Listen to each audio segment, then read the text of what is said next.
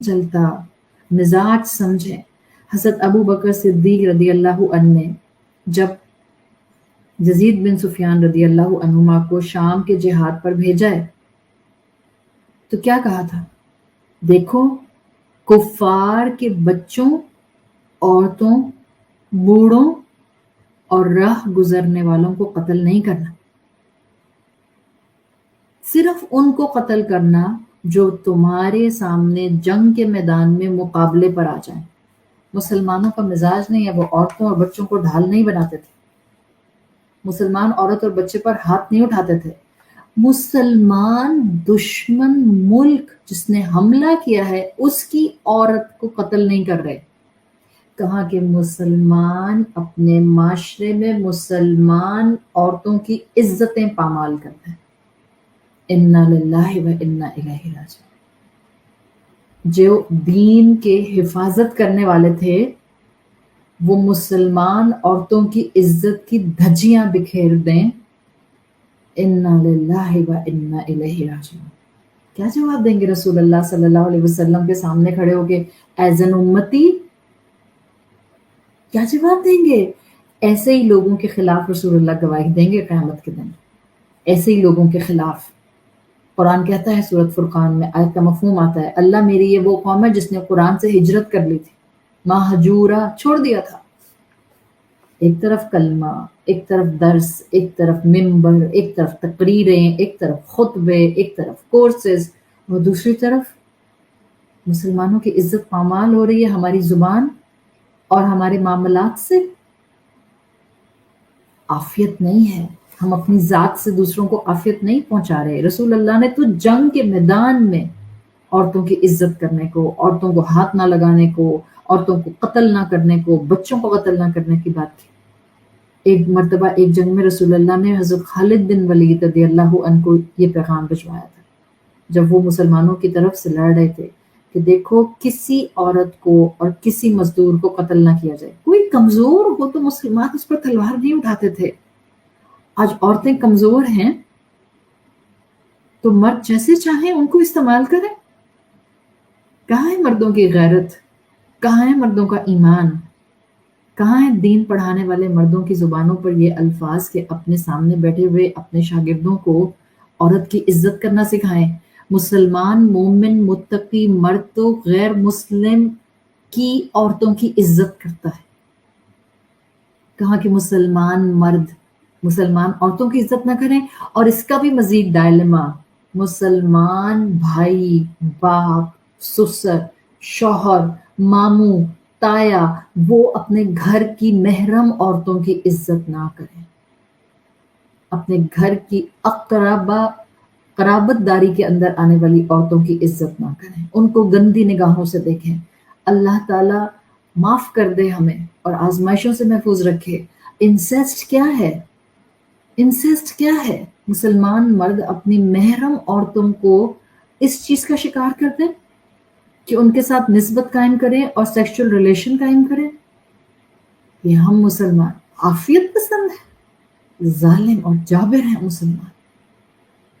کھو گیا اسلام ہم سے اور اسلام کی اسپرٹ ہم سے۔ مسلمان تو ایسے نہیں ہوتے تھے۔ رسول اللہ صلی اللہ علیہ وسلم کی تو ویلنس تھنکنگ کچھ اور ہی سکھا کے گئی ہے ہمیں۔ عورت اور مزدور آپ نے کہا نا کہ ان کو مت مارنا، جنگ میں کیا مطلب تھا؟ جو لوگ جنگ میں حصہ نہیں لے رہے، جو فوجی نہیں ہیں، جو آپ پر تلوار نہیں اٹھا رہے، عدل یہ ہے کہ ان کو ہاتھ نہ لگایا جائے۔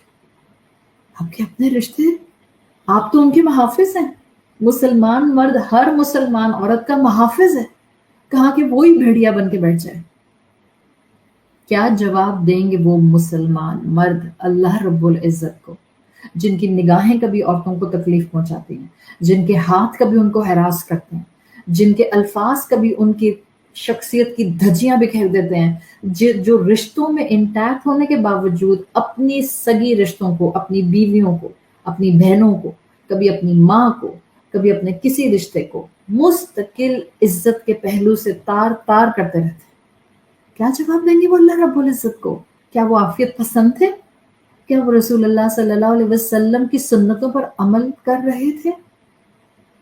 جب انہوں نے اپنے آپ کو اپنی ذمہ داری سے آزاد سمجھا اور صرف اپنے ٹائٹل کو اپنی ٹرافی بنا کر بیٹھ گئے تو ان کی بھول ہے کہ قیامت کے دن ان سے سوال نہیں کیا جائے گا۔ رسول اللہ صلی اللہ علیہ وسلم کی عافیت اندیشی مسلمانوں کو بہت کچھ سکھاتی ہے اور سیکھنے کی اشد ضرورت ہے، اشد ضرورت۔ آپ سوچیں جو اللہ کے رسول صلی اللہ علیہ وسلم جنگ کے میدان میں جبکہ انسان کا بلڈ ٹیمپریچر ہائی ہوتا ہے، جب انسان کے جذبات ہائپ پر ہوتے ہیں، اس موقع پر بھی کنٹرولڈ رہنا سکھا رہے ہیں۔ مرد ہوتے تھے نا سپاہی، عورتیں سپاہی نہیں ہوتی تھیں، مرد ہوتے تھے، مومن متقی مسلمان مرد۔ غصے کی حالت میں ہو، تم جذبات میں ہو، تم جنگ کے میدان میں ہو، بٹ تمہارا سینس آف ویلنس ڈسٹرب نہیں ہونا چاہیے۔ یہ نہیں کہ تم نے بچوں پر گولیاں چلا دیں، یہ نہیں کہ تم نے عورتوں پر گولیاں چلا دیں، یہ نہیں کہ کیونکہ دشمن قوم کی عورتیں ہیں تو ان کی عزت کی دھجیاں بکھیر دیں۔ Not at all. میدان جنگ میں بھی رسول اللہ نے مسلمانوں کو عافیت سکھائی۔ وہ نان مسلمز ہوتے تھے کہ جو جنگ کرتے تھے تو ظلم اور ستم کا بازار لگا دیتے تھے، ان کو نہیں پتا ہوتا تھا عافیت کیا ہوتی ہے۔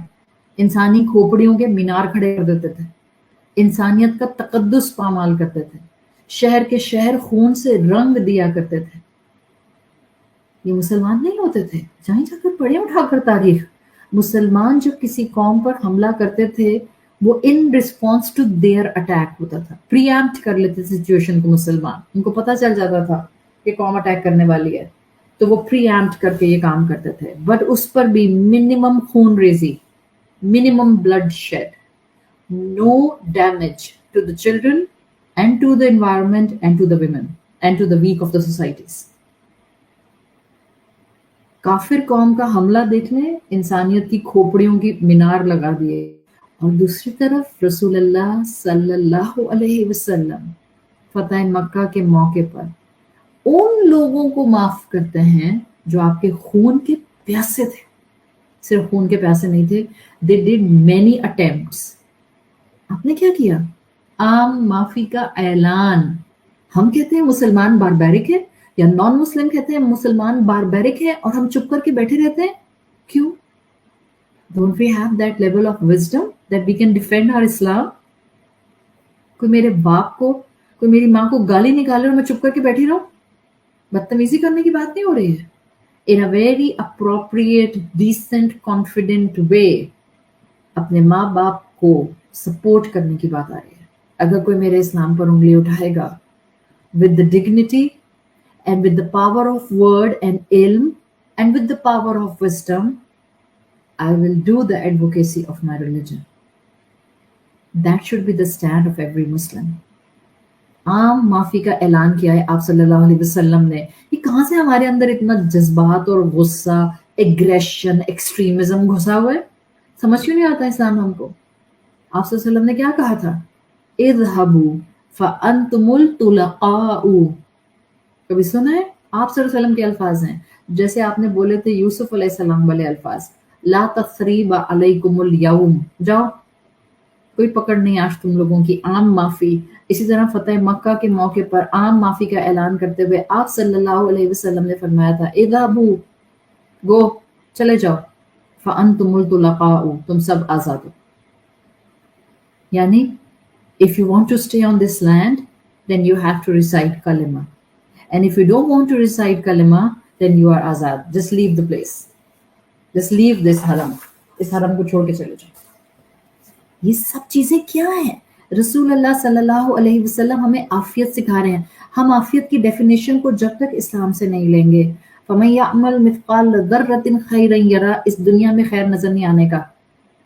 جو خیر اور عافیت پہ چلتا ہے اس کی دنیا اور آخرت دونوں سنورتی ہیں، اور یہ اللہ کا وعدہ ہے۔ سورۃ الزلزلہ بتا رہی ہے آخرت میں تو ایٹمز ویٹ کے برابر بھی نیکی کا بدلہ ملے گا، but in this world you will leave certain impact, جو خیر کا امپیکٹ ہوگا، جو عافیت کا امپیکٹ ہوگا، جو بہترین طریقے سے آپ کو ہمیشہ ایک سرٹن لیول آف کانفیڈنس دے گا، وہ کانفیڈنس جس میں بدتمیزی نہیں ہوگی، وہ کانفیڈنس جس میں دوسروں کا احترام اور دوسروں کے لیے بھی عافیت مانگنا ہوگا.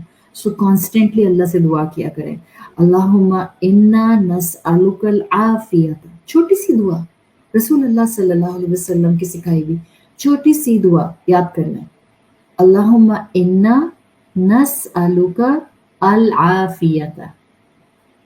اللہ ہم آپ سے عافیت کا سوال کرتے ہیں. آپ صلی اللہ علیہ وسلم کی نا چھوٹی چھوٹی دعائیں ہیں. آپ صلی اللہ علیہ وسلم کی احادیث کے ایک ایک جملے آپ پکڑ لیں اور آپ اس کے اوپر کتابوں کی کتابیں لکھتے ہیں. It's like something. It's a library upon library. صرف قرآن کی آیتوں میں یہ شان نہیں ہے، آپ کو احادیث میں بھی یہ خوبصورتی نظر آتی ہے. یہ جو اللہ کے رسول صلی اللہ علیہ وسلم نے اپنے لیے فرمایا تھا اوتیت جوامع الکلم، یہ کیا مطلب تھا؟ کہ مجھے جامع کلمات عطا کیے گئے ہیں. کیا مطلب دین کی بڑی بڑی حکمتیں، دین کے بڑے بڑے احکامات کی خوبصورتی آپ صلی اللہ علیہ وسلم اس اسلوب سے بیان کر کے گئے ہیں جو نہایت آسان اور مختصر، جو اس سے پہلے کسی نبی کو نہیں دیا گیا. انتہائی مختصر سے الفاظ میں آپ صلی اللہ علیہ وسلم ایک خزانہ چھوڑ کر گئے ہیں. چھوٹے سے جملے میں مفہوم کا خزانہ آپ نے دے دیا ہے. یہی جملہ اگر آپ صلی اللہ علیہ وسلم کی دعاؤں میں سے ہم سامنے رکھیں، اللہم انا نسألک العافیت، تو سمجھ لیں یہ صرف اس دعا کی ایکسپلینیشن ہے جو پچھلی 4 کلاسز سے میں کر رہی ہوں. تفکیر العافیہ یہی ہے، اللہ کے رسول صلی اللہ علیہ وسلم نے سکھایا ہے. آپ اس ایک جملے سے آپ دیکھ رہے ہیں ایک چھوٹا سا جملہ اور اس کی وضاحت، اس کا فہم، اس کی تشریح ایک کتاب بن جائے اس کے اوپر. اور یہ آپ صلی اللہ علیہ وسلم کی ہر حدیث کے جملے پر ایکویشن اپلائی ہوتی ہے. آپ اتنے جامع الفاظ کہتے تھے کہ اس کے اندر ایک پوری سوچ، اس کے اندر ایک پوری پرسنالٹی شیپنگ ایڈوائس موجود ہوتی تھی. اللہ تعالیٰ نے عافیت مانگنا پسند فرمایا ہے. اللہ عافیت مانگنے والے کو پسند کرتا ہے. رسول اللہ صلی اللہ علیہ وسلم کی میں نے آپ کو حدیث کا مفہوم بتا دیا کہ عافیت سے زیادہ کوئی اور چیز محبوب نہیں ہے جو مانگی جائے. اور عافیت میں صرف اور صرف دنیاوی عافیت نہیں آتی، صرف اور صرف آخرت کی عافیت نہیں آتی. واٹ از دس عافیت؟ میں نے آپ کو پہلے بھی سمجھایا تھا، دنیا اور آخرت کی تمام ظاہری اور چھپی ہوئی چیزوں سے اپنے آپ کو اللہ کی حفاظت میں دینا. آپ کہتی ہیں میں دنیا اور آخرت کی بھلائی مانگتی ہوں، میں دنیا اور آخرت میں جو ظاہری اور باطنی غیر پسندیدہ چیزیں ہیں، جو آفات ہیں، جو مشکلیں ہیں، جو بیماریاں ہیں، جو بلائیں ہیں، میں ان سب سے اللہ کی سے عافیت مانگتی ہوں. یعنی مجھے کوئی آنچ نہ آئے. اللہ آپ مانگیں، اللہ سے، سب خزانوں کا مالک ہے. آپ مانگیں گی تو کیسے آپ کو عافیت نہیں دے گا؟ اللہ سے عافیت مانگنا تمام بھلائیوں پر حاوی ہے. یعنی جس نے عافیت مانگی، صرف ایک عافیت مانگی، اللہم انا نسألک العافیہ، اس نے گویا دنیا اور آخرت کی تمام بھلائیاں مانگ لیں. ظاہر آپ عافیت مانگ رہی ہیں تو آپ نعمتیں مانگ رہی ہیں، آپ عافیت مانگ رہی ہیں تو آپ فتنوں سے، آزمائشوں سے حفاظت مانگ رہی ہیں. آپ عافیت مانگ رہی ہیں تو آپ خوشیاں مانگ رہی ہیں. آپ عافیت مانگ رہی ہیں تو آپ مسکراہٹیں مانگ رہی ہیں. تو جس نے عافیت مانگ لی اس نے دنیا اور آخرت کی بھلائیاں مانگ لیں. جب بھی اللہ تعالیٰ عافیت مانگنے والے کو پسند کرتے ہیں، نسأل اللہ العافیہ، ہم سوال کرتے ہیں اللہ سے عافیت. یہ بہت بڑی نعمت ہے. ساری نعمتیں، اگر میں یہ کہوں آج ساری نعمتیں عافیت کے مقابلے میں چھوٹی ہیں. اسلام کی نعمت کو ایک طرف کر دیں، اس کے بعد ساری نعمتیں، دنیا کی ساری دولت عافیت کے مقابلے میں کوئی حیثیت نہیں رکھتی. تو یہ غلط نہیں ہوگا. کیوں؟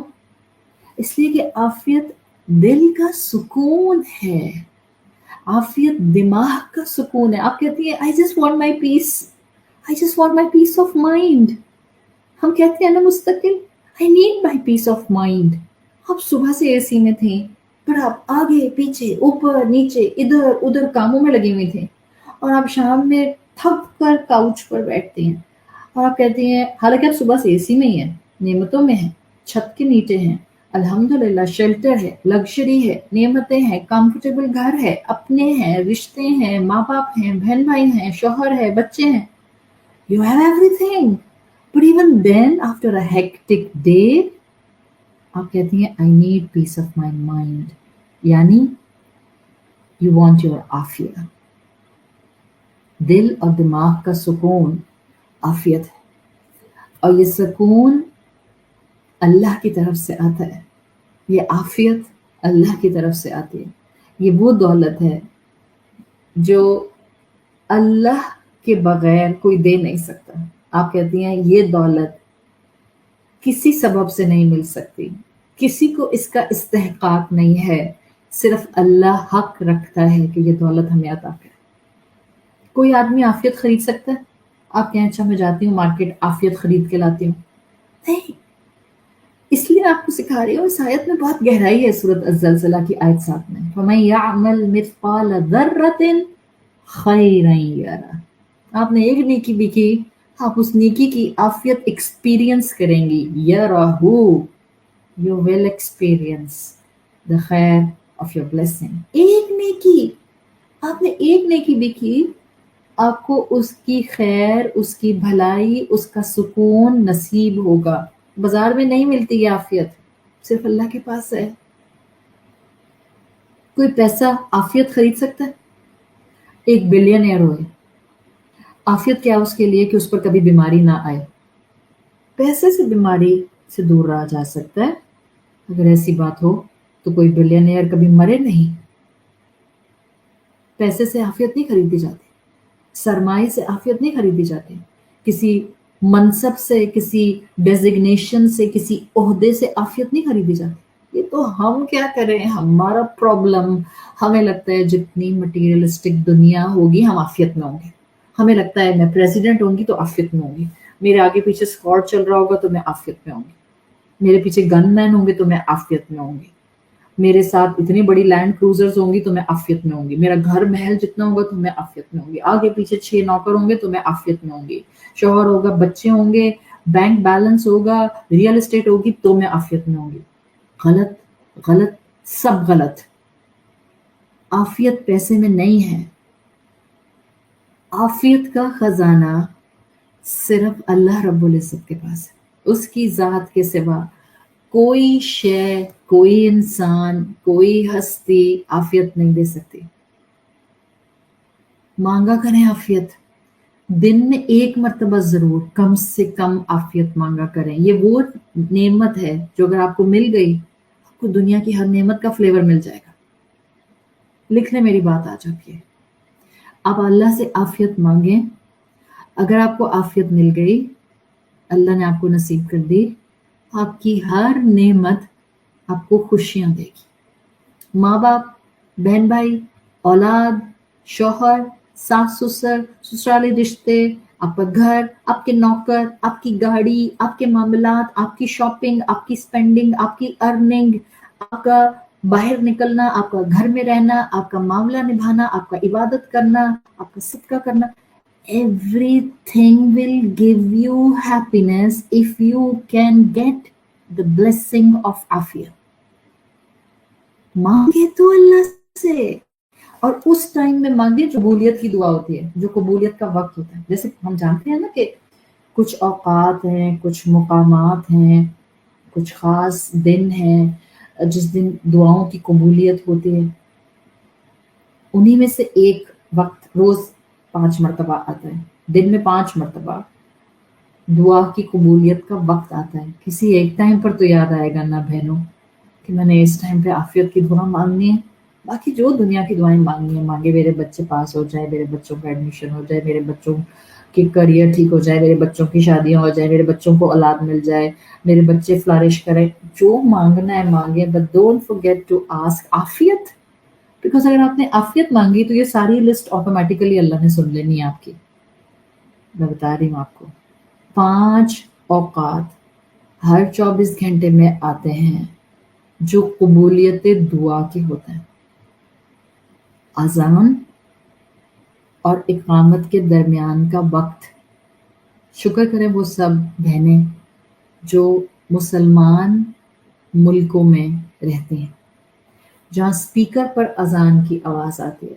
अब तो हमारे मिजाज ही नहीं रहे कि हम जब घर बनाएं मुसलमान मुल्कों में रहते हुए तो हम ऐसी जगह घर खरीदें जहाँ से हमारे घर में 5 वक्त अजान की आवाज़ आए। कोई बात नहीं, अगर आपका घर ऐसी जगह बन गया जहाँ पर अजान की आवाज़ नहीं आती, या आप किसी ऐसी स्टेट में रहती हैं जो मुस्लिम स्टेट नहीं है जहाँ लाउड स्पीकर पर अजान की इजाज़त नहीं है, अल्हम्दुलिल्लाह मोबाइल फ़ोन्स हैं, आपके डेस्क क्लॉक ऐसे आते हैं जिसके अंदर ब्लूटूथ के साथ 5 वक्त की नमाज के टाइमिंग सेट हो जाते हैं। सेट कर लें। अजान और इकामत के दरमियान का वक्त कबूलियत दुआ का वक्त होता है। आपको जो दुआ मांगनी है इस टाइम में मांगिए। 15 से 12 मिनट का वक्फा होता है, अच्छी खासी दुआएं बंदा मांग सकता है। दिन में 5 मरतबा ये वक्त आता है। इंसान अपने लिए, अपने घर वालों के लिए, अपने से मुताल्लिकीन जो आपसे ताल्लुक़ रखने वाले लोग हैं, पूरी मुसलमान उम्मत, अपनी दुनिया, अपना दीन, अपनी आफ़ियत, अपने घर वालों की आफ़ियत, उम्मत की आफ़ियत मांगे मांगे और मांगे। कोई एक वक्त तो सेट करें जिसमें आप अजान और इकामत के दरमियान में बस अपने रब से इंटीमेट वे में बातें करें, दुआएं मांगें, खैर तलब करें, आफियत की दुआ ज़रूर मांगें। हज़रत अनस रदी अल्लाह अन्हु से रिवायत है, हदीस का मफ़हूम आता है, आप सल्लल्लाहु अलैहि वसल्लम ने फरमाया, अद्दुआउ ला युरद्दु बैनल आज़ानी वल इक़ामती। अज़ान और इक़ामत के दरमियान की जाने वाली दुआ रद्द नहीं की जाती। हज़रत अनस रदी अल्लाह अन्हु फरमाते हैं, मफ़हूम आता है, हमने सवाल किया कि ये कबूलियत के औकात में से एक अहम वक्त है या रसूलल्लाह, तो क्या दुआ मांगे? आप सल्लल्लाहु अलैहि वसल्लम ने कहा ना कि दुआ बैनल आज़ानी वल इक़ामती जो है ला युरद्दु, वो रद्द नहीं की जाती। तो सहाबा ने पूछा हम क्या दुआ मांगे? आप सल्लल्लाहु अलैहि वसल्लम ने फरमाया, सल्लल्लाहु अल आफ़ियत फिद दुनिया वल आखिरह।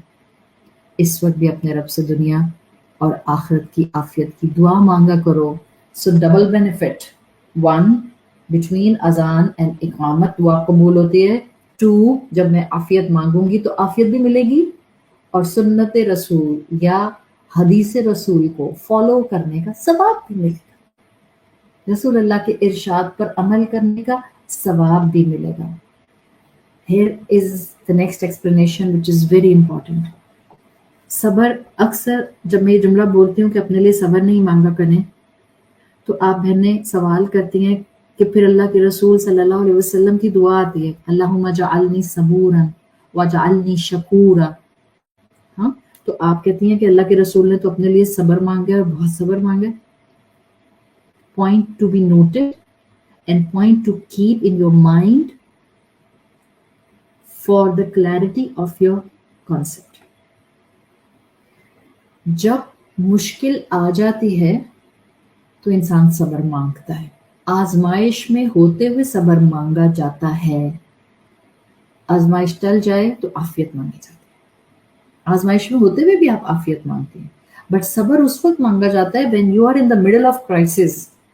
And if you will have a look on the life of रसूलुल्लाह सल्लल्लाहु अलैहि वसल्लम, आप सल्लल्लाहु अलैहि वसल्लम की जिंदगी तो फुल ऑफ पेन थी। आपको क्या लगता है, वो जो अल्लाह के महबूब थे और हैं, वो जो अल्लाह के पसंदीदा थे और हैं, वो जो इमामुल अंबिया थे और इमामुल अंबिया हैं, his life was full of pens. आसानियां नहीं थी उनकी जिंदगी में। हाँ, वो उन तकलीफों में भी मुस्कुराते हुए नजर आते थे। چیزیں ان کو ہرٹ کرتی تھیں، حالات ان کے لیے مشکل ہوتے تھے، لوگ ان کو تکلیف پہنچاتے تھے، دعائیں مانگنے کے باوجود ان کی زندگی کے اندر مستقل تکلیفیں سائے کی طرح ساتھ رہتی تھیں، بٹ وہ اللہ کے رسول صلی اللہ علیہ وسلم جس زندگی کو گزار رہے تھے it was full of pain. تو آپ تو مستقل تکلیف میں تھے، اللہم جعلنی صبورن کہنا بنتا تھا. ہمیں کیا سکھایا رسول اللہ صلی اللہ علیہ وسلم؟ دیکھیں، آپ کسی ایک دعا سے اسلام کی رولنگ نہیں نکالتے ہیں، آپ اس ٹاپک سے ریلیٹڈ ساری آیات اور احادیث اکٹھی کرتے ہیں. And then you bring out the ruling. That's the مزاج of اسلام. جب بھی کہتے ہیں کم علم کے اوپر یہ کام مت کریں، you will do more damage. آپ اسلام کے ساتھ خیر نہیں کر رہی، آپ مسلمانوں کے ساتھ خیر نہیں کر رہی، آپ نیرو ویژن دے رہی ہیں مسلمانوں کو. صبر مانگے صبر مانگے صبر مانگے، نہیں، صبر نہیں مانگتے اس طرح سے جبکہ آپ عافیت کے اندر ہیں اور خوشیوں کے اندر. صبر نہیں مانگا جاتا، سزا نہیں مانگی جاتی. صبر کی بجائے آپ صلی اللہ علیہ وسلم نے عافیت مانگنے کو کہا. حضرت معاذ بن جبل رضی اللہ عنہ کہتے ہیں رسول اللہ صلی اللہ علیہ وسلم نے ایک شخص کو دیکھا، وہ دعا مانگ رہا تھا، اللہم انی اسألک الصبر، اللہم انی اسألک الصبر، اے اللہ میں آپ سے صبر مانگتا ہوں، اے اللہ میں آپ سے صبر مانگتا ہوں. آپ صلی اللہ علیہ وسلم نے اسے منع کر دیا. سألت اللہ بلاء، صبر تو بلا اور مصیبت پر ہوتا ہے. جب آپ مشکل میں ہیں، جب آپ مشکل پہ پھنس گئے تب صبر مانگتے ہیں. سألت اللہ بلاء، آپ نے کہا صبر تو بلا اور مصیبت پر ہوتا ہے. فاسألہ العافیہ، تم اللہ سے صبر کی دعا مانگنے کی بجائے عافیت کی دعا کرو. حضرت انس رضی اللہ عنہ سے ایک واقعہ آتا ہے اور یہ آپ کو بہت کچھ بتائے گا، آپ کو میری بہت سی باتوں کا انداز اب سمجھ آ جائے گا. ایک مرتبہ رسول اللہ صلی اللہ علیہ وسلم ایک شخص کی عیادت کے لیے گئے، بیمار تھا. آپ صلی اللہ علیہ وسلم کو پتہ چلا تو آپ صلی اللہ علیہ وسلم اس کو دیکھنے کے لیے، اس سے ملنے کے لیے، اس کے حق میں دعا کرنے کے لیے گئے. جب آپ صلی اللہ علیہ وسلم اس شخص کے پاس پہنچے، آپ نے دیکھا کہ وہ شخص پرندے کے بچے کی طرح، now this is the translation of Arabic content، پرندے کا بچہ. Can you imagine? پرندہ بھی نہیں، آپ اپنے سامنے اگر چڑیا کو سوچیں، فاختہ کو سوچیں تو ڈیلیکیٹ سی اسپیرو، ڈیلیکیٹ سی ڈو، پرندے کا بچہ، اسپیرو کا baby, how delicate it could be. آپ صلی اللہ علیہ وسلم جب اس شخص کے پاس گئے تو پرندے کے بچے کی طرح کمزور نظر آیا، ویک نظر آیا، فریجائل نظر آیا. آپ صلی اللہ علیہ وسلم نے اس سے سوال کیا، اما کنت تدعو، اما کنت تسأل ربک العافیہ، کیا تم دعا نہیں کرتے تھے؟ کیا تم اللہ سے عافیت نہیں مانگتے تھے؟ مانگا کریں عافیت، اللہ میں آزمائشوں سے محفوظ رکھے. آپ صلی اللہ علیہ وسلم اس سے سوال کیا، پہلا سوال کیا اس کو دیکھتے ساتھ، اما کنت تدعو، ہم کہتے ہیں فلاں سے دعا کرا لو، آپ میرے لیے دعا کر دیں، آپ میرے لیے پڑھ کر پھونک دیں. نہیں، آپ خود دعا مانگیں پلیز، اپنے لیے عافیت مانگیں اپنے لیے. دوسرے بھی کرتے ہیں آپ کے لیے دعا، اچھی بات ہے، پسندیدہ ہے کہ آپ اپنے مسلمان بہن بھائیوں کے لیے دعائیں کریں، بٹ جو کہہ رہا ہے دوسرے کو وہ خود بھی تو مانگے. اما کنت تدعو، اما کنت تسأل ربک العافیہ، کیا تم نے اپنے لیے اللہ سے عافیت نہیں مانگی؟ اس شخص نے کہا، مفہوم آتا ہے، میں اللہ سے دعا کرتا تھا، اے اللہ جو عذاب تم نے مجھے آخرت میں دینا ہے وہ دنیا میں دے دے. سوچ کیا مانگ رہا ہے اللہ سے، سوچے کیا مانگ رہا ہے؟ بیماری مانگ رہا ہے، آزمائش مانگ رہا ہے، آزمائش مانگ رہا ہے کہ تمہیں جو عذاب مجھے آخرت میں دینا ہے وہ دنیا میں دے دے. آپ صلی اللہ علیہ وسلم نے فرمایا، سبحان اللہ، تم اس کی طاقت نہیں رکھتے تھے اور تم میں اتنی استطاعت نہیں ہے. تم یہ دعا کیوں نہیں کرتے تھے اللہم آتنا فی الدنیا حسنہ وفی الآخرۃ حسنہ وقنا عذاب النار، اے اللہ مجھے دنیا آخرت دونوں میں بھلائی عطا فرما اور مجھے دوزخ کے عذاب سے بچا لے۔ کیوں مانگا کہ جو وہاں دینا ہے وہ یہاں دے دے عذاب؟ یہ کیوں نہیں کہا کہ اللہ مجھے معافی کر دے، مجھے بخش دے، مجھ پر رحم فرما، میں اس قابل نہیں کہ آپ کی سزا کو برداشت کر سکوں؟ کیا پتہ چلا اس واقعے سے؟ انسان کو ہمیشہ دنیا آخرت کی بھلائی مانگنی چاہیے۔ It's such a beautiful topic کہ میں جتنا اس پر آپ سے بات کر رہی ہوں میرا دل چاہ رہا ہے میں آپ کو اس کے اوپر اور بتاؤں، اس لیے کہ فتنوں کے دور میں عافیت طلب کرنا از وے ٹو پسندیدہ اینڈ ریکوائرڈ۔ ایسے لگتا ہے ہر دوسرا مسلمان بس ہاتھ میں تلوار نہیں پکڑے ہوئے، بٹ سمجھ رہا ہے کہ بس کسی بھی وقت مجھے جھگڑا کرنا ہے، کبھی زبان سے کسی کو تکلیف پہنچا رہا ہے، کبھی کسی کے جذبات مجروح کر رہا ہے، کبھی کسی کو دھوکہ دے رہا ہے، کبھی کسی کو جو ہے وہ نقصان پہنچا رہا ہے، کبھی کسی کا مال کھا رہا ہے، ہر انسان کو اپنا دشمن سمجھ رہا ہے۔ اس اپروچ کے ساتھ نہ ہم دوسروں کے لیے عافیت سوچ سکتے ہیں نہ اپنے لیے عافیت سوچ سکتے ہیں۔ تو ضرورت اس بات کی ہے کہ ہم اللہ سے دعا مانگیں کہ اللہ ہمیں عافیت عطا فرما دے۔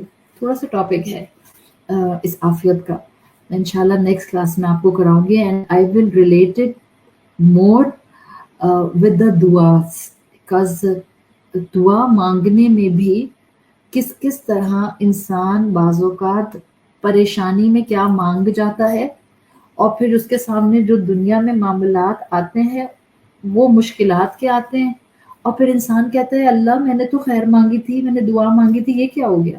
سو it is in our religion to be very watchful in asking duas, in selecting our words جس میں ہم دعا مانگتے ہیں، تاکہ ہم اللہ سے صرف اور صرف عافیت مانگیں، صرف عافیت مانگیں۔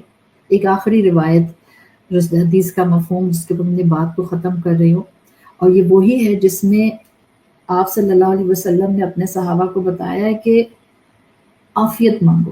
حضرت انس بن مالک کی دعا، آپ حضرت انس بن مالک کو جانتی ہیں، یہ رسول اللہ صلی اللہ علیہ وسلم کی خدمت میں ہمیشہ رہتے تھے مدینہ میں، اور ینگ نوجوان تھے۔ انہوں نے 3 مختلف موقعوں پر اللہ کے رسول صلی اللہ علیہ وسلم کو دیکھا کہ ایک شخص آپ کے پاس آیا اور اس نے اللہ کے رسول سے کہا ای الدعاء افضل، کون سی دعا افضل ہے؟ آپ نے کہا سل ربک العفو والعافیہ فی الدنیا والآخرہ، اپنے رب سے عافیت اور خیر مانگو دنیا اور آخرت میں۔ دوسرے دن پھر یہی شخص آیا، اس نے پھر پوچھا، آپ نے پھر یہی کہا سل ربک العفو والعافیہ فی الدنیا والآخرہ۔ تیسرے دن یہ شخص آیا، آپ صلی اللہ علیہ وسلم نے پھر یہی بات کہی، اور آخر میں کہا فَإِذَا آتَيْتَ الْعَفْوَ وَالْعَافِيَةَ فِي الدُّنْيَا وَالْآخِرَةِ فَقَدْ أَفْلَحْتَ، دیکھو اگر تم کو دنیا اور آخرت کی خیر و عافیت مل جائے، absolutely you are a successful person، فَقَدْ أَفْلَحْتَ، تم کامیاب ہو گئے۔ تو اللہ سے عافیت مانگیں۔ آج پتہ چل گیا ہے، ہم یہ نہیں چاہتے صرف کہ روز محشر جب ہمارا نامہ اعمال کھولا جائے اور اللہ کے سامنے اس کو پریزنٹ کیا جائے، اس وقت ہمیں اپنی گنی چنی نیکیاں نظر آئیں، اور ہم اس وقت سورۃ الزلزلہ کی آیت کو ڈپکٹ کر سکیں فَمَن يَعْمَلْ مِثْقَالَ ذَرَّةٍ خَيْرًا يَرَهُ، ہم وہاں اپنے اعمال کو مجسم ہوتا ہوا دیکھیں۔ ہم تو چاہتے ہیں کہ ہم اپنی زندگی میں اللہ کی دی ہوئی ہدایت کی روشنی میں جو فیصلے کرتے ہیں، اللہ ہم اس کا خیر بھی اپنی اس دنیا میں دیکھیں، اس حسنہ کو اس دنیا میں ایکسپیرینس کریں، اس کو، اس عافیہ کو اس دنیا میں ایکسپیرینس کریں۔ تو اللہ سے دعا مانگیں، دن میں 1 مرتبہ ضرور، منیمم، کم سے کم اللہ سے عافیت مانگیں۔ قبولیت دعا کے جو اوقات ہیں اس میں سے میں نے اذان اور اقامت کے درمیان کا وقت آپ کو بتا دیا، دعائیں قبول ہوتی ہیں۔ کسی ایک وقت میں ضرور دعا مانگیں۔ ہم اللہ تعالیٰ کی رحمت کے محتاج ہیں کہ اللہ ہمیں بخش دے، اللہ ہم پر رحم فرمائے، اللہ ہمیں مشکلات سے، بلاؤں سے، آزمائشوں سے محفوظ رکھے۔ اللہ ہمیں فتنوں سے محفوظ رکھے، اللہ ہمیں دشمن کے شر سے محفوظ رکھے، اللہ ہمیں شیطان کے وسوسوں سے محفوظ رکھے، اللہ مسلمان امت پر اپنی رحمت نازل فرمائے، اللہ فلسطین کے مسلمانوں کی مشکلات دور فرما دے، اللہ ہم کمزور ایمان والے مسلمانوں کو آزمائش سے بچا، اللہ ہم اس قابل نہیں ہیں کہ ہم آزمائشوں کو برداشت کر سکیں، نہ ہم ایموشنل آزمائش برداشت کر سکتے ہیں، نہ ہم سائیکولوجیکل آزمائش برداشت کر سکتے ہیں اللہ، نہ ہم اولاد کی طرف سے آزمائش برداشت کر سکتے ہیں اور نہ اپنی صحتوں کی طرف سے آزمائش برداشت کر سکتے ہیں، اللہ سب بیماروں کو شفاء کلی عطا فرما، اللہ سب والدین کی آنکھوں کو ان کی اولاد کی طرف سے ٹھنڈا رکھیے، اللہ سب سپاؤسز کو ان کے سپاؤس کی طرف سے ان آنکھوں کی ٹھنڈک عطا فرمائیے، اللہ اتفاق اور اتحاد دے دے اس امت میں، اللہ کلمے کی شان کے مطابق عمل کرنے کے ہمیں انداز سکھا دے،